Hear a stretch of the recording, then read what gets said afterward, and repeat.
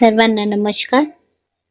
चला तर मग सुरुवात करूया आपल्या बहरील प्रेमकथेच्या नवीन भागाला.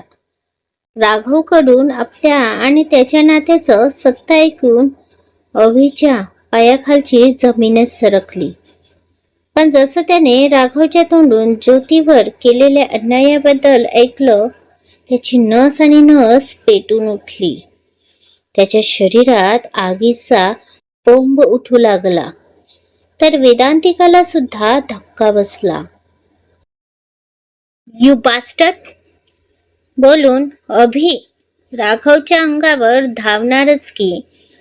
अरे अरे मिस्टर पाटील, इतक्यातच राग आला? अजून तर तुम्ही पुढचं ऐकलंच नाही. Shut up. ते सगळं, तो पास्ट, आपल्या जन्मेची ती व्यथा ऐकून नाही म्हटलं तरी अभिचं हृदय भरून येत होतं. मानलं, ज्योतीने आपल्या अहंकारात, गर्वात सगळे संबंध तोडले होते. नात्यांची सगळी मर्यादा पार केली होती. पण मागचे 20 वर्ष तिने त्याची शिक्षा ही पुरेपूर भोगली होती. एखाद्या शत्रूसोबतही कुणी करणार नाही इतके वाईट हाल राघवने स्वतःच्या आईचे केले होते. आपल्या आईची ती दयनीय अवस्था बघून अभिचे डोळे लाल झाले आणि त्याने कुठल्याही मागचा पुढचा विचार न करता सरळ राघववर झडप घातली. राघव, जो यासाठी तयार नव्हता, अभिच्या अशा अचानक वार केल्याने मागे पडला गेला. पण लगेच त्याने स्वतःला सावरलं आणि अभिसोबत फाईट करू लागला. एकावर एक दोघेही एकमेकांना पुरेपूर टक्कर देत होते. आज तुला सोडणार नाही अभि पाटील. तू माझ्या सगळ्या कारखान्यांना धुळीस मिळवला. माझी वर्षाची मेहनत वाया घालवली. याचा परिणाम तुला भोगावाच लागेल. मी तुझ्यापासून सगळं हिरावून घेईल. हिस्ट्री पुन्हा एकदा रिपीट होईल. फक्त यावेळी फरक इतकाच असेल की तुझी बायको यावेळी स्वतःच्या मर्जीने नाही तर राघवच्या मर्जीने त्याची होईल. राघवच्या तोंडून शब्द बाहेर पडला न पडला, एक जोराचा पंच त्याच्या थोबाडावर येऊन बसला आणि त्याच्या ओठांचे कोपरे फाटले. हा अभि जोपर्यंत जिवंत आहे, त्याच्या प्रिन्सेसच्या केसालाही कुणी धक्का लावू शकत नाही. तिला आपलं करणं तर लांबच. बोलून अभि राघवशी फाईट करत होता. तर राघव सुद्धा त्याचं उत्तर देत त्याला बरोबरीची टक्कर देत होता. आतापर्यंत इकडे अभिच्या आर्मीने आपली कामगिरी चोख बजावली होती. राघवच्या सगळ्या माणसांना त्यांनी धूळ चालली होती आणि आता राघवची सगळी माणसे निर्जीव होऊन पडली होती. ज्या माणसांनी ज्योती आणि वेदांतिकाला पकडून ठेवलं होतं, त्यांना सुद्धा अभिच्या माणसांनी सोडवलं होतं. आणि आता अभि आणि राघवच्या मधात जंग सुरू होती. दोघेही एकमेकांवर पलटवार करत एक दुसऱ्याला टक्कर देत होते. आता राघवची ताकद कमी कमी पडायला लागली होती. अभिने केलेल्या पलटवारामुळे त्याची उरली सुरली ताकद कमी पडली आणि तो निर्जीव अवस्थेत जमिनीवर निढाळ पडला होता. अभिला सुद्धा या सगळ्यात खूप लागलं होतं. वेदांतिकाला त्याला तसं बघून खूप वेदना होत होत्या आणि ती आपले डोळे मिटून घेत देवाला आर्जव करत होती. राघव जसा बेशुद्ध अवस्थेत पडला, अभिने एक वेळ त्याला बघितलं आणि मागे पलटला, जिथे त्याची प्रिन्सेस घाबरून उभी होती. अभि तिच्या जवळ गेला आणि त्याने पटकन आपल्या प्रिन्सेसला मिठीत घेऊन तिला आपल्या हृदयाशी लावले. त्याच्या त्या धडधडणाऱ्या हृदयावरूनच वेदांतिकाला त्याची अवस्था कळली होती. हे काही तास त्याच्यासाठी किती त्रासदायक होते हे तिला त्याच्या धडधडणाऱ्या हृदयावरून समजलं होतं, जो खूप जोरात वर खाली होत होता.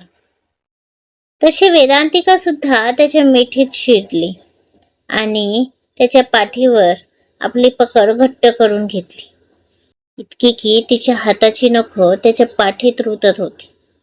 पण अभिला त्याची काडी मात्र चिंता नव्हती. तो तर फक्त आपल्या प्रिन्सेसला अनुभवत आणखी जवळ ओढून घेत होता.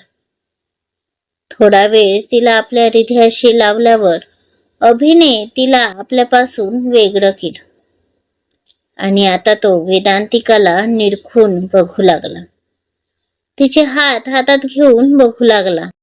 तिचा चेहरा, तिचे प्रत्येक अवयव तो निरखून बघू लागला आणि शेवटी त्याने अत्यंत काळजीने तिच्या पोटावर हात ठेवला. तसे 2 थेंब अश्रू त्याच्या गालावर आले.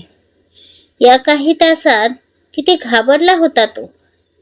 आपल्या प्रिन्सेस आणि लिटिल प्रिन्सेसला गमविण्याच्या भीतीने.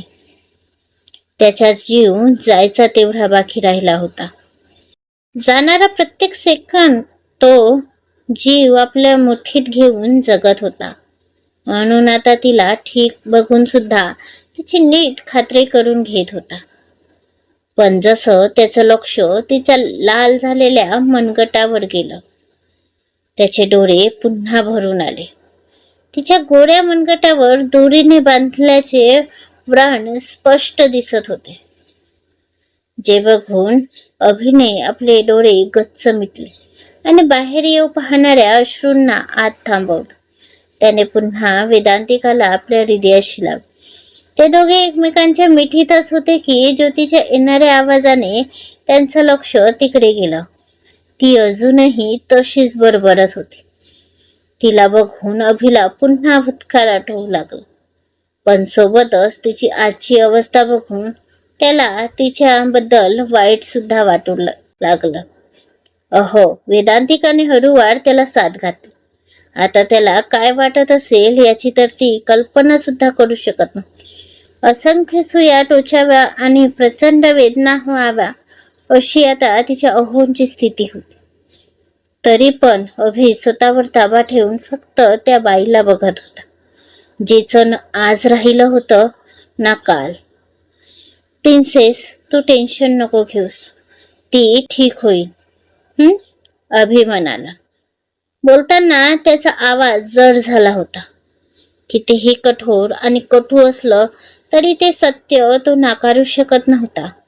आणि ती हळवी ओढ सुद्धा, जी आज स्वतःच्या जननीला बघून त्याला जाणवू लागली होती.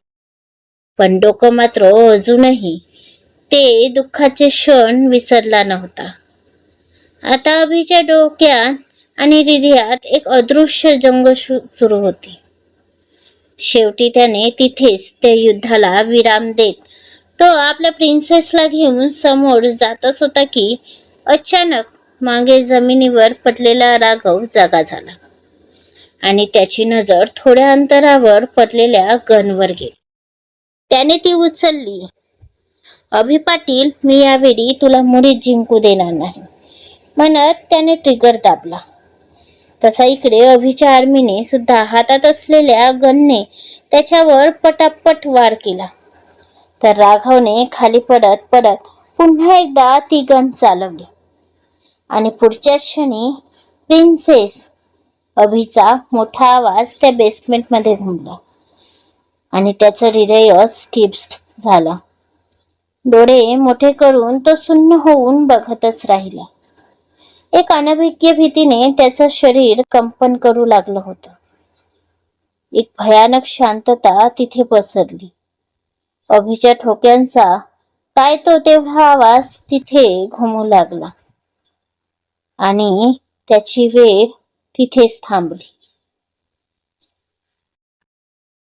मला माहिती आहे आजचा भाग थोडा लहान होता, पण काल घरी पाहुणे आले होते, त्यामुळे मला भाग लिहायला वेळ मिळाला नाही. तरी जमेल तितका लिहून मी तयार केला आहे, फक्त तुमच्यासाठी. तर तेवढं समजून घ्या. पुढे काय होईल? वेदांतिका आणि बाळ सुखरूप तर असतील ना? जाणून घेण्यासाठी कथेचा पुढचा भाग नक्की वाचा. बहरेल प्रेम कथेचे सुरुवातीचे काही भाग माझ्या कथामंथन चॅनलवर अपलोड केले आहेत. ते सुद्धा नक्की वाचा. चॅनल लिंक मी डिस्क्रिप्शन मध्ये दिली आहे. आणि पुढे काय होईल हे जाणून घेण्यासाठी आत्ताच चॅनलवर लाईक, शेअर करून सबस्क्राईब करा आणि कमेंट करायला विसरू नका. कारण तुमचे कमेंट हीच माझी खरी ताकद. धन्यवाद.